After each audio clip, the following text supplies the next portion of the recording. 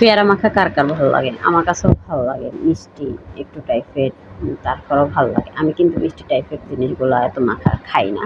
তারপরে ওই দিন পেয়ারা আনলাম, ক্যামেরাম্যান অনেক দিন থেকে বলতেছিল আম্মু পেয়ারা খাবো পেয়ারা খাবো, তো পেয়ারা অনেকগুলোই আনলাম। তো আনার সাথে সাথে ও একটা খেলো এমনিতেই লবণ দিয়ে মরিচ দিয়ে। আর আমি এটা কী করলাম, পরের দিন আমি এটা কুটে সুন্দর করে ধুয়ে আমি এটা ছোটো ছোটো পিস করে নিলাম। পিস করে অনেকে কাসুন্দি দেয়, আমার কিন্তু কাসুন্দি ভালো লাগে না, কোনো ভর্তাই আমার কাসুন্দি ভালো লাগে না। তো ওই পেয়ারা মাখার মধ্যে আমি কাসুন্দি টাসুন্দি আমি ইউজ করি না আর কিনিও না। তো পরবর্তীতে আমি বাহিরে কখনো ভর্তা খেলেও আমি কিন্তু কিনি না কাসুন্দি, দিতে বলি না আমি যে কাসুন্দি ছাড়াই আপনারা দেন। পুরো লবণ হালকা মরিচ দিয়া এইবার মাখা দুজনে মাঝে মিলে মজা করে খাইলাম।